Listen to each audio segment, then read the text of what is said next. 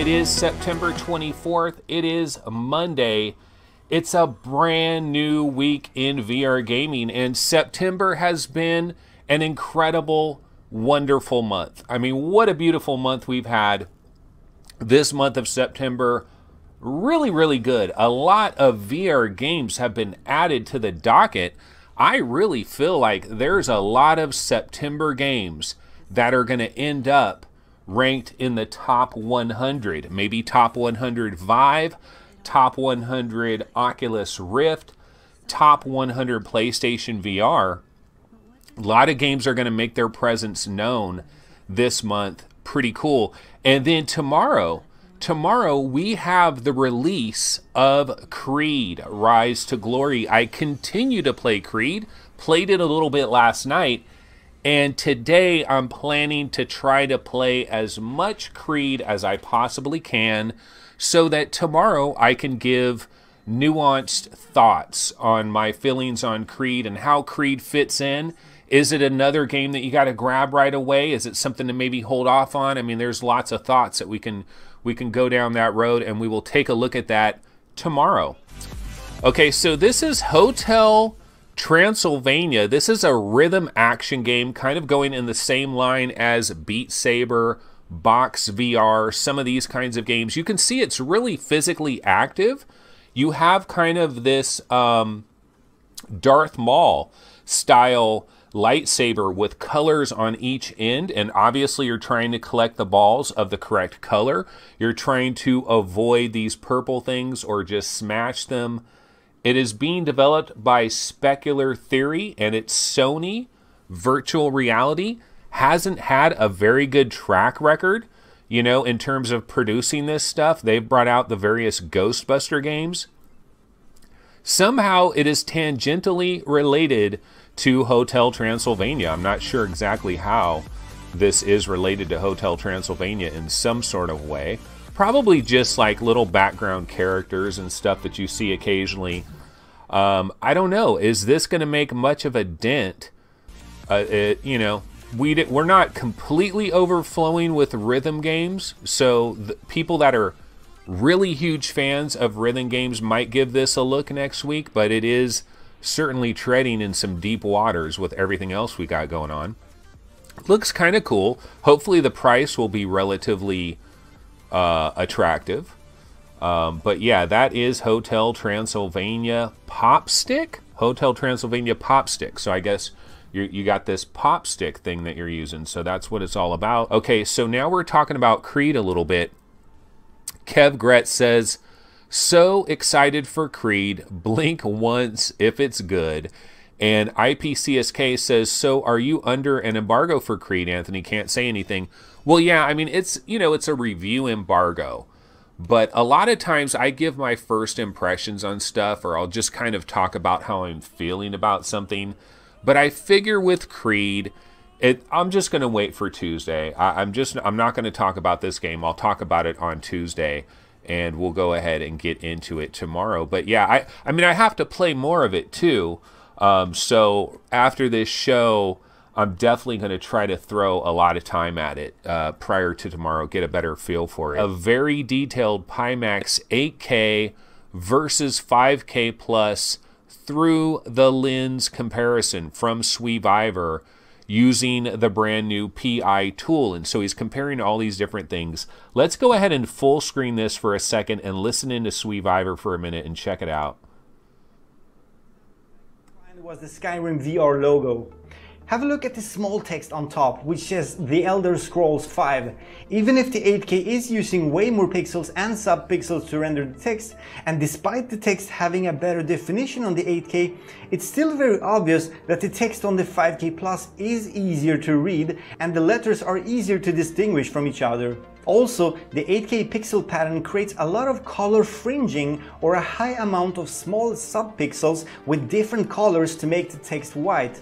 And unfortunately, this is quite visible with our eyes even in VR. This makes the text a little bit more shimmery and more colored than white. And even if the 5K plus subpixels also are being used using the 3 colors to render a white, well, of course it's needed because that's how white color is created in an LCD RGB panel. Still, the subpixel colors are much less apparent on the 5K plus. The horizontal and vertical pixel pattern has a huge advantage here, I think, and that's going to be even more obvious in our next example. Now let's have a look at black text. So yeah, so here he is. He's giving you a lot of different examples where he is really zooming in on the picture. And the thing is, you kind of have to watch this video. If you just watch these examples, you're going to walk away and you're going to say, obviously, I want the Pimax 5K Plus. I mean, it's pretty obvious in the majority of these examples that despite some certain negatives, the Pimax 5K Plus comes away with the better image. It's pretty obvious in all of these examples. But I caution you, you might want to watch this full entire video because SweViver talks about how he captured the images, and then he took the images later and did some Photoshop stuff with it as well in his effort to enhance the difference or to try to make it more even or something like that. But you have to take all of that with a grain of salt. So you might want to check out the full video when you get a chance where he breaks down exactly how he captured this footage. But still, it's kind of one of these situations. You can say what you want about whether or not the Pimax 8K has like more pixels and all this stuff, but it's coming across better on the 5K Plus in real life circumstances. So it's pretty obvious everybody basically wants to get their hands on the Pimax 5K Plus. So that's kind of what we're getting from these videos. I'll see what people are talking about over here in chat. Prince Alexander says horizontal vertical arrangement is so much better for text. And Main Fan talks about the 8K chromatic aberration. And IPCSK is saying, man, now I want to upgrade from my CV1. Yeah, well, we got to wait. We've got to wait, guys. I mean, look at these. These shots are really interesting. The 5K Plus does look really good. I mean, it looks really good in a lot of these shots. And it does make you want to go in that direction. But remember, we got 2 days, guys. The Oculus Connect 5 is in 2 days. We might find out some information about more headsets, so probably want to cool our heels just a little bit and then take it all into consideration. One of our topics yesterday was, does all this Pimax stuff, does this put legit pressure on Oculus and HTC? Does this, like, is this making them nervous? Are they going to have to do something here? Are they going to have to respond to this in a greater way than just half dome and 140 degrees?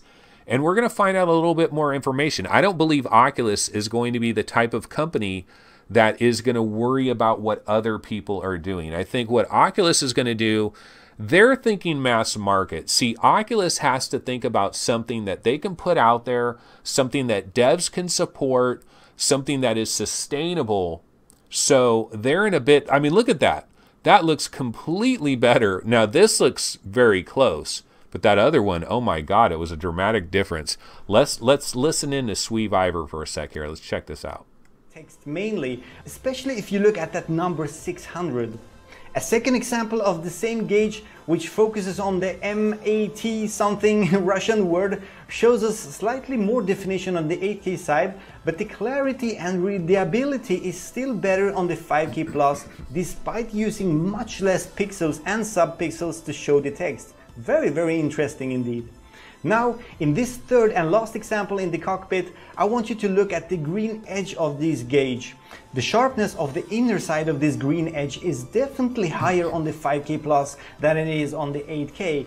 I can say both of the headsets gives us slightly jagged edges, and the difference between the jaggeds is rather small, even if the 8K smoothens the edges. Yeah, that's a pretty big difference right there. I mean, that you can see really, really much sharper lining there on that 5K Plus. So, I mean, all of these images, it just continues to hammer home that basically the Pimax 5K Plus seems to be the HMD to beat for consumer use for the foreseeable future. And so Pimax, bro, when are you going to send me one of these babies? I would love to do some comparison shots like this. No, SweViver, we got to give this guy credit because he has gone over and above the call of duty, trying to break this stuff down in a really, really good way. And very, very impressive to be sure. You know, tested. What about tested, guys? Somebody needs to get tested a 5K plus and the standard 8K and let tested go to town like SweViver is going to town. But SweViver, man, much love to SweViver. So let's give some credit here. This difference, I'm not seeing a huge difference between these two, but usually the 5K plus, we are getting a better image. And let's see what people are talking about back over on chat. And so Crunchy says, Oculus is going for the technology for the price point. IPCSK says, I think Oculus Facebook will want to focus more on the standalone side of VR to reach more people. Terry Blanchard says 8K Plus won't be good until they have separate GPUs controlling each eye, which supposedly we could get some actual legit SLI action out of some of these NVIDIA cards, right? Chris Cox says the Pimax is for people wanting to upgrade. It's not really growing VR, as the people who buy it will already be all in on VR anyways. I think Oculus are looking more to grow VR by getting new users. Regardless, though, Oculus does not want to be distanced dramatically by another headset's technology that is in a relatively decent price range. These Pimax headsets aren't being sold for $2,000.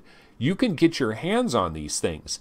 Now, one of the worries that Steve Bishop of VR Roundtable fame brought up, and Steve, you know, this is a great point.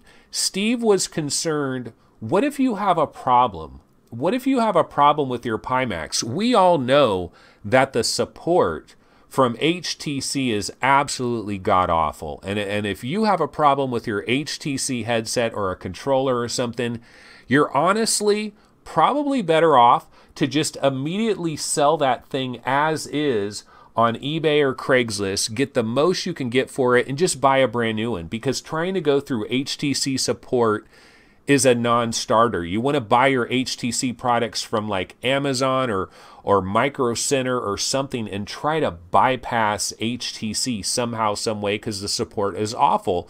Well, we have no idea really, do we, of what kind of support Pimax has. So you make a major investment in one of these 5K plus headsets, but are you going to have the support there? So you might have to consider buying two of these babies and having one sitting in the closet in case there is a problem. So it's another thing to consider with Pimax. But I got to tell you, I'm a little bit jelly over all of this. The clarity is beautiful. It does have this widescreen capabilities. I really do want to see a 5K plus sooner rather than later. There's a game coming out called Adoption. I don't know anything about this. It is Fair Game Studio, and I like their logo. I like their logo, but I don't know anything about this. It says available 2018, and when he said abduction spelled with an A, for some reason I was thinking of this game Adoption, and I was like, oh shit, did that game come out? Is it cool? Because it looks kind of cool. I mean, you look at some of these screenshots and stuff, this looks like another creepy game. You know, Transference, all these creepy games that we have. Oregon Quarter, you know, interesting, creepy kind of a game. So that's what I was thinking of, folks. That's why I went on that tangent with Phil Yarn there. But he was talking about the classic Abduction from Cyan Incorporated. You know what's funny? Okay, so here I am. I'm on Steam. This is upcoming VR games. And one of the interesting things is when you look at this list, all you have to do is scroll up and down and look at these logos, and you can tell a lot of times by looking at a logo just how indie a game is. Like, for example, this here, Wall Walker, that is a pretty indie logo. The Desert's Rose, that looks pretty indie. You know, you look at some of these logos, they look pretty darn indie. Like Teleporter, that looks kind of indie. But you look at Adoption, that looks pretty cool. Creed has a pretty cool logo. Vox Machina, okay. A Fisherman's Tale has a pretty cool logo. But yeah, you can look at some of these logos and tell just how indie a game looks. You know, here's my question about Dreams. I swore I read somewhere that Dreams is still coming in 2018, yet here we are. It is September 24th, and we don't have a date for Dreams. So it is very, very, very difficult for me to believe that Dreams is actually still going to arrive this year when they don't have a date for it. I believe this is probably a January or a February 2019 game. That's my opinion. But supposedly, like if you do some searches, Media Molecule or somebody said, Sony, maybe one of the publishers said that, no, Dreams is still supposed to arrive sometime this year. I find it hard to believe. But yeah, going back to this Bout of Blood story, this is easily the most interesting story of the bunch here.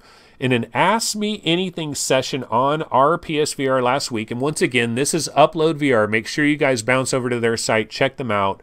But basically, they said that they would probably need to sell 40,000 units to break even, that they need to sell around 28,000 copies at the non-discount price to break even.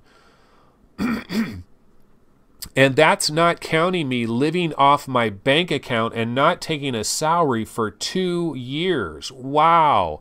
A member of the team explained later, adding that future sales would likely bring that up to 40,000 units. The studio confirmed that it takes 70% of the profits from each sale of Bout of Blood, with the other 30% going towards PlayStation, though it also revealed that the game was partially funded by Sony, which likely explains why it's only appearing on PSVR right now. It was a very generous deal, the studio explained. Most of the time, developers get much less, but VR deals are a bit better as the user base is smaller, so it's harder to break even. Wow, this sounds super harsh. Could you imagine if everybody on Steam had to sell 40,000 copies? Could you guys imagine if Jet Island had to sell 40,000 copies? Thank God a lot of the smaller indie developers on Steam don't need to sell 40,000 copies. That is a hell of a lot of copies. They must have really invested a lot of money into Bout of Blood.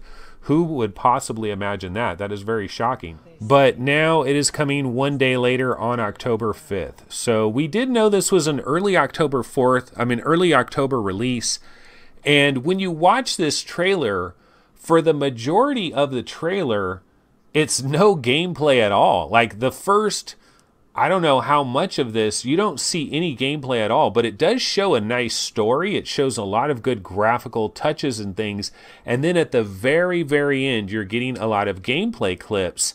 And the interesting thing about it is it appears this game has a story.